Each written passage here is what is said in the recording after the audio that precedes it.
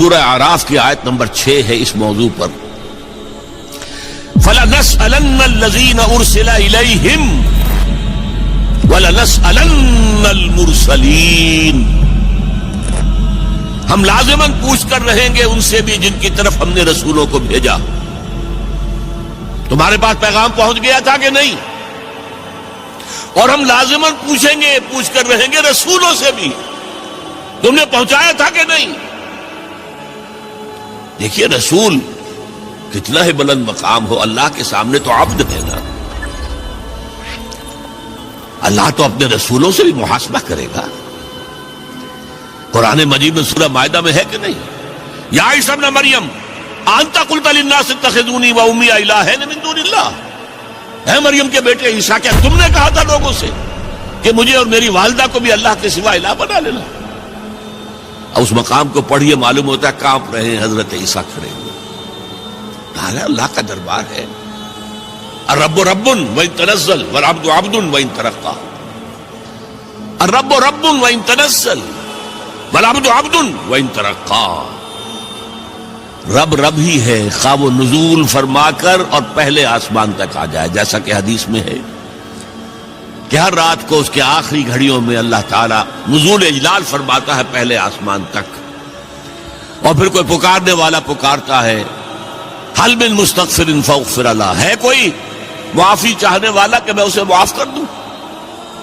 حل من سائل فاعطیہ. ہے کوئی مانگنے والا کہ میں اسے دوں؟ تو اللہ کہاں آ گیا؟ پہلے آسمان پر. لیکن رہا اللہ ہی، رب ہی.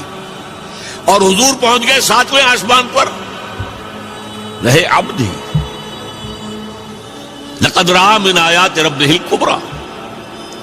اپنے رب کی عظیم نشانیوں کا مشاہدہ کیا ہے. ہیں تو بندے ہی.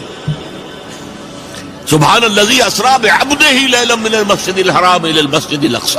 عبد عبد ہے، چاہے 7ویں آسمان پر پہنچ گیا ہو، اور رب رب ہے چاہے پہلے آسمان تک اتر آیا ہو. لہذا اللہ تعالی حساب لے گا رسولوں سے بھی.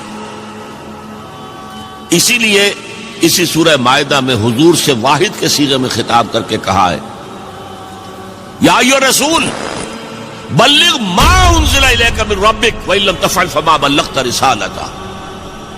اے نبی پہنچا دو وہ سب کچھ جو تم پر نازل ہوا ہے تمہارے رب کی طرف سے.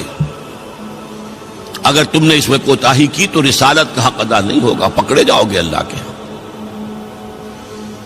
اس اعتبار سے ذرا سوچئے، بعض آیات وہ بھی ہیں نا جن میں حضور پر گرفت آئی ہے. اللہ تعالیٰ نے کچھ ناراضگی کا اظہار کیا ہے. حضور چھپا لیتے وہ آیات. کیوں ہمیشہ ہمیشہ کے لیے یہ آیات پڑھی جائے؟ لما تحرم ما احل اللہ لک تبتغی مرضات ازواجک. اے نبی کیوں حرام کر رہے اپنے اوپر جو تمہارے رب نے تمہارے لیے حلال کیا، اپنی بیویوں کی رضا جوئی کے لیے؟ ہے انداز ہے. عبس وتولی ان جاءہ الاعمی وما یدریک لعلہ یزکی او یذکر فتنفعہ الذکریٰ. انہوں نے تیوری چڑھائی اور منہ موڑ لیا. دیکھیے خطاب بھی نہیں کر رہے یہاں پر، یہ بھی ایک طرح کا اظہار ناراضگی ہے. اے نبی آپ نے یہ کیوں کیا؟ یہ نہیں کہا.